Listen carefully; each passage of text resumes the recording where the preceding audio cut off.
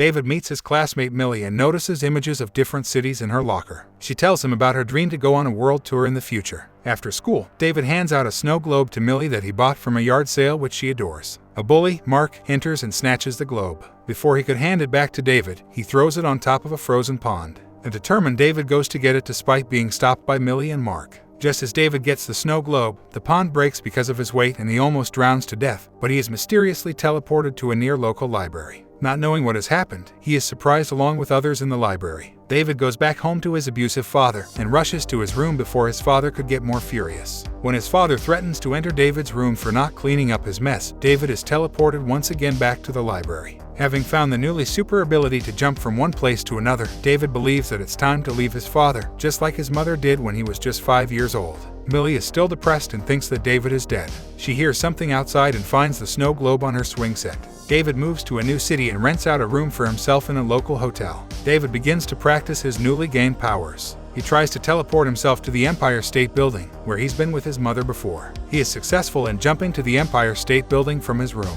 David is now looking for different options to make money. He has set his eyes on a bank and believes that he has no other option than to rob a bank. He uses the bank's bathroom in an attempt to locate the bank's vault. Later at night, David teleports himself inside the bank's vault and steals a hefty amount of money. He uses the money to pay off his rent and live a normal life. A detective from the NSA arrives at the bank and asks for the information regarding everyone who has access to the vault and the security tapes for the whole month. The manager is surprised that the bank was robbed without anyone entering. 8 years later, David has settled in New York City and is living in a luxurious apartment. He has a secret store in his apartment where he has kept stacks of money of various currencies. That night, he teleports himself to London at a bar. He sits right next to a young woman and another man seems to be spying on him. After spending the entire night with the woman, David spends time surfing and eating a sandwich at the top of the Great Sphinx of Giza. In another location, the same detective along with his entire force has surrounded a man with electrical grid wires. The man also seems to possess the power of teleportation. The detective puts him to eternal sleep and lets him know that only God has the power to be at all places at all times. He gets a call and is informed that they now have a lead on the person that robbed the bank. David returns to his apartment and senses that someone is also there with him. The detective appears and introduces himself by his name, Roland. He tells David that he is a suspect in the bank robbery that happened 8 years ago. He also assures David that he isn't a cop or any other detective official. David is surprised to hear that Roland knows about his super ability to teleport. Roland uses a taser device to stop David from teleporting, telling him that it's practically impossible to teleport while being electrocuted. Roland has the upper hand in this confrontation and puts David down for good. He questions him about if he's working with any other jumpers or not. David is able to teleport away but not before taking some money from his store. He teleports himself back to his childhood room. His father hears him and tries to tell him to stay. His father believes that he might be going crazy, but David tells him that he's normal and leaves suddenly. Meanwhile, Roland goes through the entire apartment of David and finds pictures of different cities across the world David has been to. David goes to Millie's house and finds her mother there. Her mother is shocked to see him alive, thinking that he was dead all those years ago.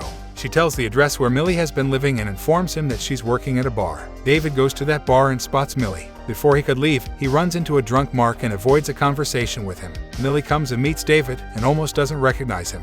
Mark begins to show a rude attitude towards both of them, and a fight breaks out between David and Mark. Before the fight could escalate even more, David teleports Mark to the same bank vault that he robbed and leaves him there. David returns and shares a drink with Millie. She knew that David was staring at her all along before his fight with Mark.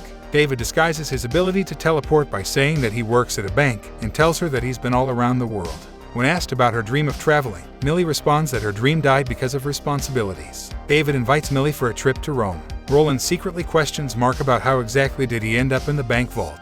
David and Millie arrive in Rome, and when they both check into their hotel room, she tells David that if he doesn't want to tell the truth about him, he should not lie to her as well. Later that day, both of them get intimate with each other. David takes Millie to the Colosseum and they find out that it's closed. The man that was spying on David at the bar in London is there too. David jumps inside the Colosseum and unlocks it. Both David and Millie enter the Colosseum secretly. Before he could further unlock the Colosseum, David meets the man that was spying on him, Griffin, who also happens to be another jumper. Two officials arrive, and they try to use their special electrocuting device to capture both of them. Griffin is able to take both of them down and informs David that they are known as paladins who find and eliminate jumpers. Griffin takes one of the paladins and leaves. David tries to leave Millie and the officials of Rome arrive and take both of them away. Surprisingly, David's mother arrives and asks him to leave immediately and tells him to get away from Millie as she could die if she's with him. David bids farewell to Millie at the airport and tells her that he wasn't completely honest with her all along. Roland goes and meets David's father. He tells Roland about David's past and his mother. David goes to Griffin's cave and asks more about the Paladins. Griffin says that Paladins have been eliminating jumpers ever since medieval times. The reason is that Paladins are highly religious and consider the jumpers to be somewhat of wizards. He advises David to stay alone, as the Paladins won't even spare a jumper's family and other loved ones. David goes back to his home and finds his father lying on the floor unconscious. He teleports him to the hospital and pays a visit to Mark, who is locked up in jail.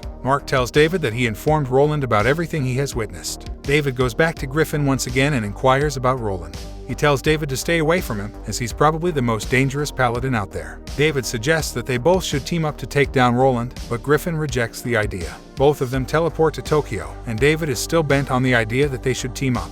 Griffin steals a Mercedes, and when they are on the road, Griffin lets David know that his parents left him when he was still young. David asks him one last time about teaming up, and Griffin agrees and says it would be nothing but a one-off team-up. Both of them teleport to the airport, and they don't find Millie there. Griffin tells David to find her and meet him at his cave. David goes to the bar, and he is informed that Millie didn't show up to work and Roland is looking for him. David goes to Millie's apartment and finds her upset about having to leave the airport alone. David tells her the truth about himself, and Roland and his forces arrive. Just as he enters the room, David teleports to the cave with Millie. Roland uses the traces of the jump left behind in order to track David. He fires up a machine that can open up wormholes in the places where the jumpers have teleported to. Griffin is furious that David has brought Millie to the cave. Roland arrives soon enough and is able to get a hold of David. Roland explains why every jumper has to die, but David says that he might be different from the rest, as he hasn't hurt anyone ever since he got this super ability. Before he could strike the final blow, Griffin intervenes with a flamethrower. Griffin tries various ways to beat up Roland and even throws a double-decker bus on top of him, but he gets out of the way in time. During this whole time, David has been telling Millie to run away. Millie helps David in coming out of the trap, and he promises that he would leave her from now on. Before David could teleport Millie somewhere else, Roland grabs her and teleports back her and his team to her apartment. Griffin is able to get his hands on Roland's machine and decides to use it against them. He plans on detonating it by teleporting it to Millie's apartment. Knowing that it could put her to eternal sleep in the process, David tries to stop Griffin, who explains to David that he has to make a sacrifice on this one. A fight follows for the detonator, and both David and Griffin run after each other by teleporting to different cities around the globe. They make their final jump at a city that is currently under war. In order to end this, David traps Griffin in an electric grid, knowing that high electricity doesn't allow a jumper to teleport. He leaves him there and breaks the detonator. He goes back to Millie's apartment and enters it, where he finds a lot of Roland's men. They try to capture him using their special devices, but David tries to fight it off by teleporting the entire flat deep under a river. He teleports himself, Millie, and Roland to the same public library where he first teleported himself 8 years ago. Before Roland could eliminate any of them, David teleports him to a cave in Horseshoe Bend. He doesn't hurt him, as he is firm on the fact that he won't hurt anyone. He leaves him there stranded.